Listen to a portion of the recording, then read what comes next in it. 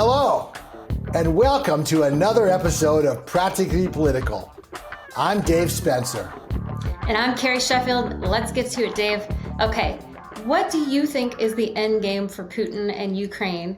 Now that we, the United States, we're going to be sending more tanks to Germany, and Germany sending tanks as well, it seems like this could really escalate into a potential nuclear war.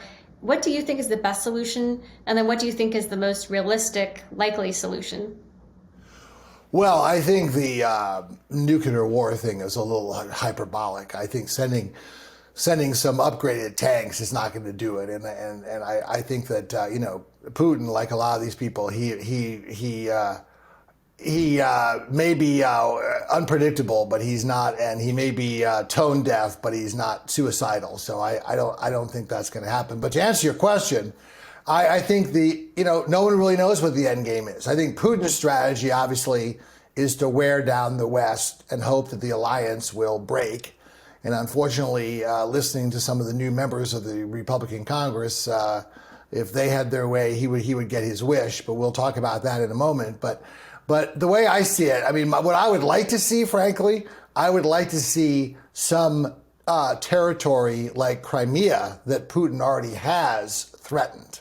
I think that would bring him to the negotiating table, because then you can say, he can say in his mind, not only am I maybe not only going to gain any territory, but I may be losing territory, and that's something that my citizens will not tolerate. So I think that would be a way to get him to the negotiating table. But other than that, I hate to say it, I wish I were optimistic, but we're approaching, we just hit the 11-month anniversary of the war.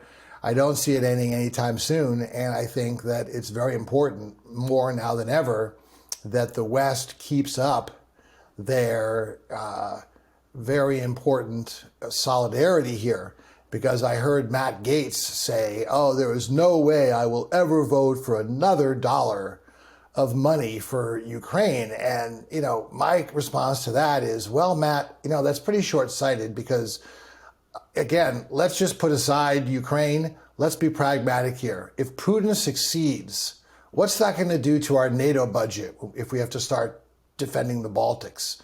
What kind of signal is that going to send to President Xi Jinping in China about invading Taiwan?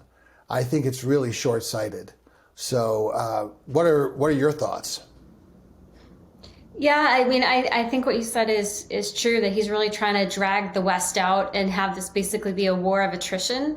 I was thinking of it sort of almost like Afghanistan, but in the reverse, that instead of the occupying force being basically bled dry, it's the force that wants to occupy just wearing the target down.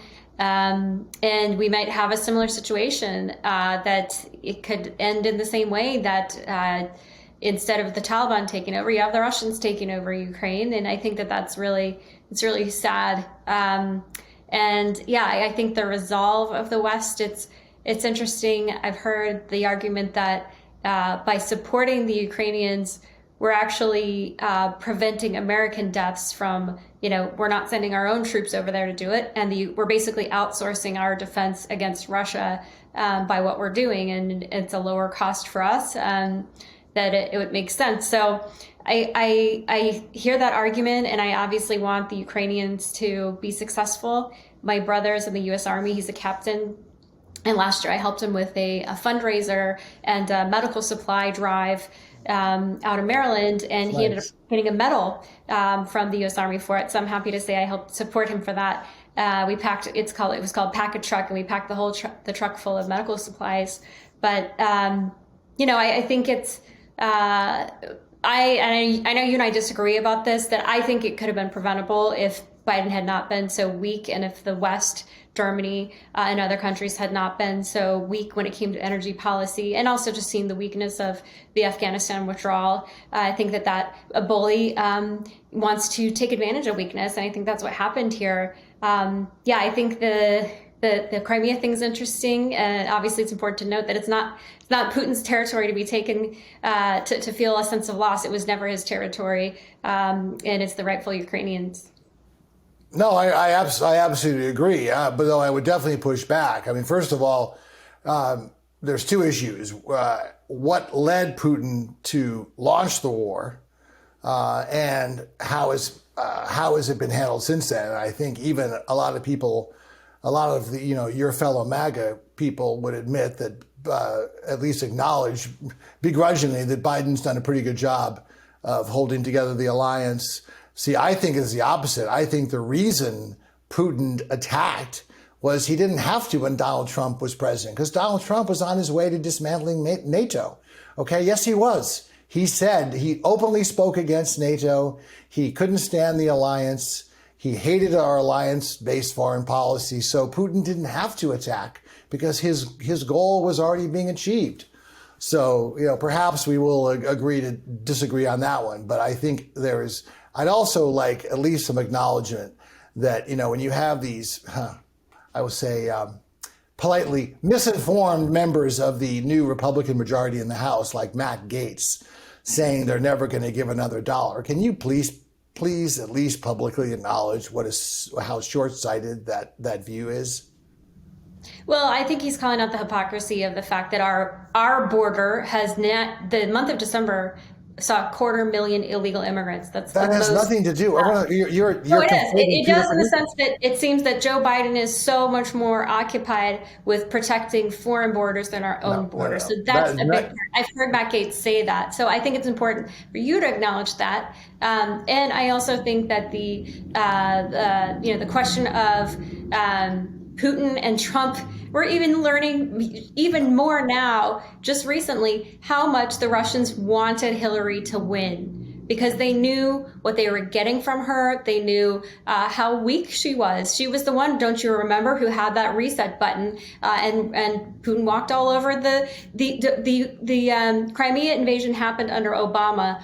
And it happened under the regime that Hillary Clinton helped set up of weakness against Russia. So I'm not buying that at all. And the fact of the matter is that it was Trump. Under Trump, there was no invasion, and he even said, "If you there didn't have to be an invasion." Remember, Carrie? We've been through that. Hey, remember, we're not talking over each other. As far as the NATO is concerned, the NATO Secretary General thanked Trump repeatedly for what he did to rebuild NATO, because NATO was just a joke. Nobody was actually doing their GDP spend except the United States and I think maybe one other country. And it was President Donald Trump who finally held these countries to the fire, and they started to pony up what they were supposed to contractually under the treaty do. May I, again, you're conflating two different issues here. There's the issue of NATO members not paying their fair share. And I have acknowledged, I give Trump credit where in the few areas where I think he did a good job, and he did help get people to pay more for NATO. But that's totally separate from the fact that he was on his way to, his goal was to disband the alliance. And there's been a lot of evidence of that, not just in his actions, but in terms of what he's said is what he's wanted done. And the second thing you brought up was you tried to conflate immigration. I don't know what any immigration has anything to do with what Matt Gaetz said, but I've said this before and I'll say this again. One of Barack Obama's most unheralded achievements was the border. When Barack Obama left office, border crossings were at a 50-year low. Donald Trump created a crisis. Joe Biden, admittedly, has made it a lot worse. The problem is what Donald Trump did was he went after both good immigration and bad immigration. Our problem in this country is that our back door is too open and our front door is too closed. Can we agree on that? We let people in too easily, illegally, but we don't let enough people in legally. We could have solved this labor crisis, this job shortage that we have if we had a sensible immigration policy very easily. Okay. So we agree on that, but you still haven't answered my question. Okay. So will you please acknowledge what a short-sighted and frankly ignorant thing it is for Matt Gaetz to say that he never wants to give another dollar to support Ukraine? It's okay. Every once in a while, you can criticize one of your fellow MAGA people. It's okay. So can you please acknowledge what a short-sighted statement that was? I haven't seen the full context. Is he saying I won't vote for another dollar? He's saying I'll never vote to give another dollar for any kind of support to Ukraine. That's what he said. Because we haven't closed our border. I mean, that's No, that's and the not. thing is, It doesn't I matter. also want to Our point out, border if has you nothing guys to do talk with it. about, Our I'm trying border to has respond nothing to to your do with it. question. I'm trying to respond to what you said Oh, first okay. about immigration. I will have you remind you that the Trump administration tried to reform our immigration system to make it be merit-based. And the left howled. They called him racist. They called him xenophobic. And all he was trying to do is exactly what you said, make it the back door more closed and the front door more open. That's what he was trying to do. He was trying to make it more merit-based. That's how most of Europe actually is. And Canada is far more that way. You have a point system. Here in the US, it's called chain migration. If you have a living, breathing human being who will sponsor you, you're in. It's not rational. It's not economically sound. Also, the truth of the matter is, when it comes to NATO, Trump was he was saying, "Why have NATO if you're not going to actually honor it?" It's like saying your wedding vows, but then you cheat all the time. So yeah, why not just get divorced? Well, That's what he's saying. NATO means nothing unless people actually do what the vows say that you're going to do. That's what he's saying. He didn't try to destroy it. He made it stronger.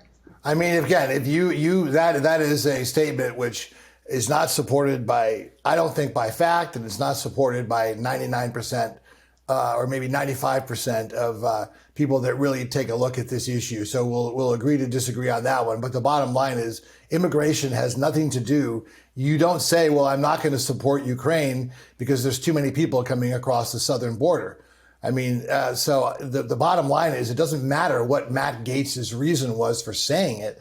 It was an ignorant thing. And if we do it, and Putin, just imagine if Putin succeeds, he controls the breadbasket of Europe. Xi has a green light in Taiwan. And then we have to worry about what's next, the Baltic states. And what do you think that's going to do? You want to save money? Spend it now. I promise you, you're going to have it a lot more. You'll be making it much more, spending it much more judiciously.